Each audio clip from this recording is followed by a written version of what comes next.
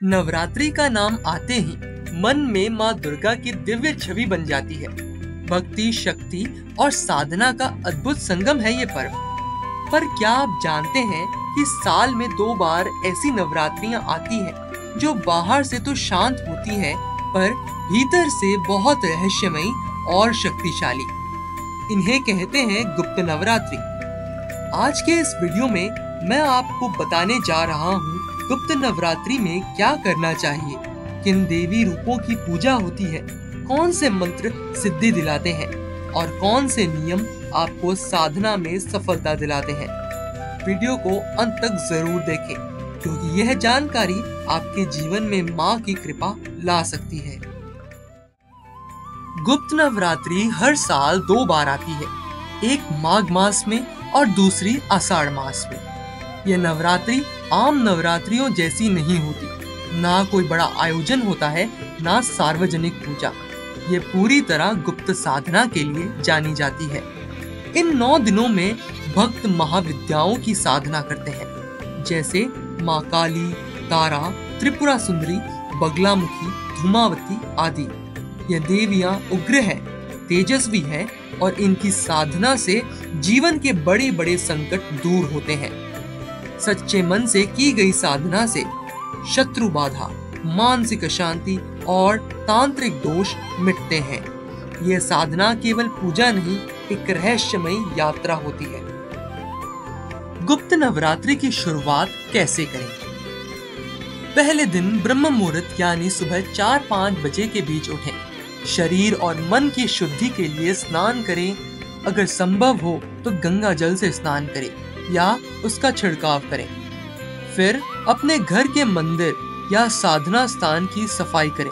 कपूर जलाकर वातावरण को शुद्ध करें। एक साफ चौकी पर लाल या पीला कपड़ा बिछाएं और देवी की मूर्ति या फोटो स्थापित करें।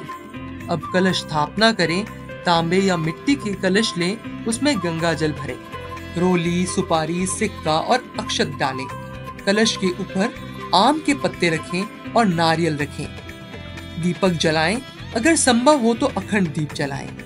इसके बाद हाथ जोड़कर प्रार्थना करें, हे माँ, इन 9 दिनों में आपकी साधना का संकल्प लेता हूँ, मुझे शक्ति और आशीर्वाद दें।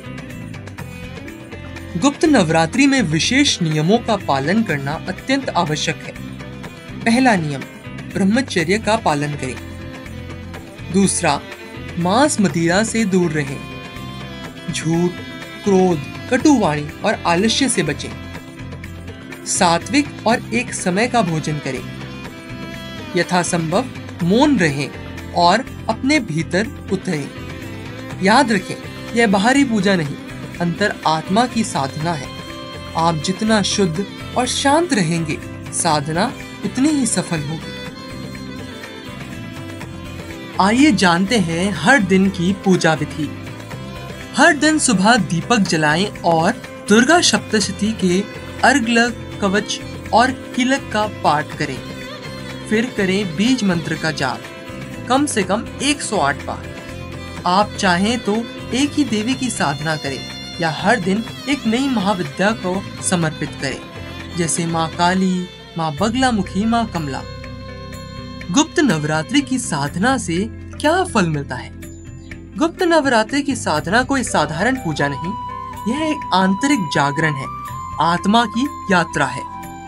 इस साधना से मिलता है ऐसा मानसिक संतुलन जो दुनिया के कोलाहल में भी आपको शांत रखे। शत्रु चाहे बाहर हो या भीतर, दोनों पर विजय। करियर में आ रही रुकावट हो या कोर्ट कचहरी का झंझट, हर बाधा का समाधान। आर्थिक संकट से उबरने की शक्ति और नए अवसरों का मार्ग। और सबसे महान, वह आत्मबल जो किसी हालत, किसी इंसान या समय से नहीं डगमगाता हो। यह साधना आपको केवल सफल नहीं बनाती, यह आपको अडिग, जागृत और अजय बनाती है। जब आप माँ की ऊर्जा से भरते हैं तो शरीर, मन और आत्मा तीनों स्तरों पर रूपांतरण शुरू हो जाता है। साधना का अर्थ ही है भीतर की देवी को जगाना। अगर आपको ये जानकारी उपयोगी लगी तो इस वीडियो को लाइक करें, कमेंट में जरूर लिखें जय मां दुर्गा। और चैनल को सब्सक्राइब करना ना भूलें। गुप्त नवरात्रि एक अवसर है बाहरी संसार से हटकर अपने भीतर की शक्ति को जगाने का। माँ आप सभी पर अपनी कृपा बनाए रखें। गुप्त नवरात्रि की हार्दिक शुभकामनाएं।